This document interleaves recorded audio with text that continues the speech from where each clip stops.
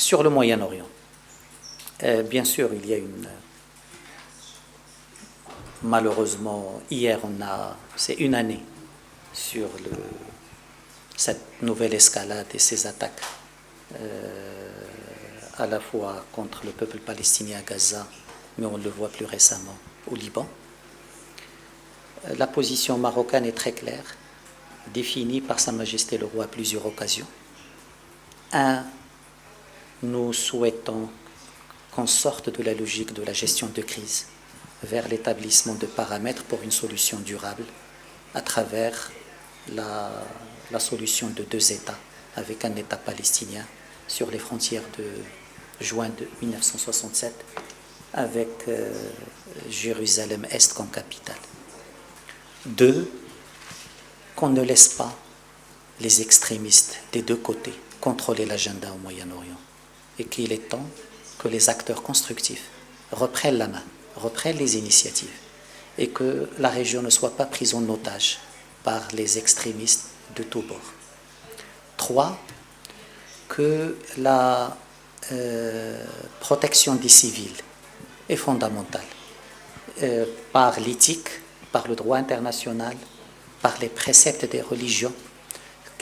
Les attaques contre les civils sont condamnables. 4, que l'élargissement du cercle du conflit, et on a vu ce qui s'est passé au Liban récemment, est porteuse de danger et d'instabilité pour toute la région. Et il est temps qu'il y ait une mobilisation, que les organes compétents des Nations Unies puissent assumer pleinement leurs responsabilités pour arrêter ces attaques contre le peuple palestinien.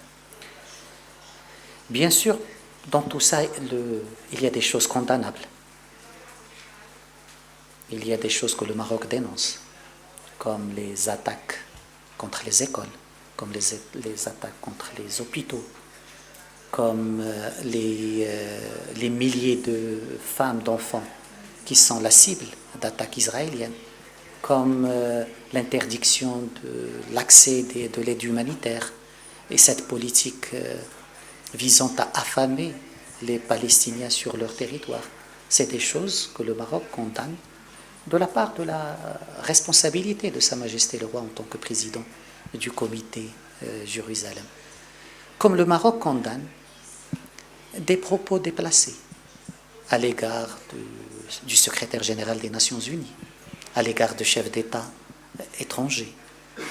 Le Maroc dénonce ces attaques contre des bonnes volontés qui ne cherchent qu'à trouver des issues. Ces attaques ne participent pas à la désescalade. Ces attaques ne participent pas à trouver des solutions rapides à ce conflit. Et donc, nous ne pouvons que condamner toutes les attaques contre le secrétaire général, contre des chefs d'État. Ce n'est pas dans notre ADN, ce n'est pas dans notre doctrine diplomatique, ce n'est pas dans notre culture diplomatique. Nous pensons que les initiatives peuvent être discutées, acceptées, rejetées, mais dans un cadre de respect au statut des chefs d'État et dans un cadre de haut l'objectif. Et l'objectif du Maroc est très clair, c'est que l'instabilité au Moyen-Orient nourrit la haine. L'instabilité au Moyen-Orient nourrit les extrémistes. L'instabilité au Moyen-Orient est un facteur qui nourrit le terrorisme. Et donc, toutes les bonnes volontés, toutes les propositions sont à examiner de manière constructive. Les prendre, les rejeter, c'est des décisions souveraines, mais surtout dans le respect mutuel.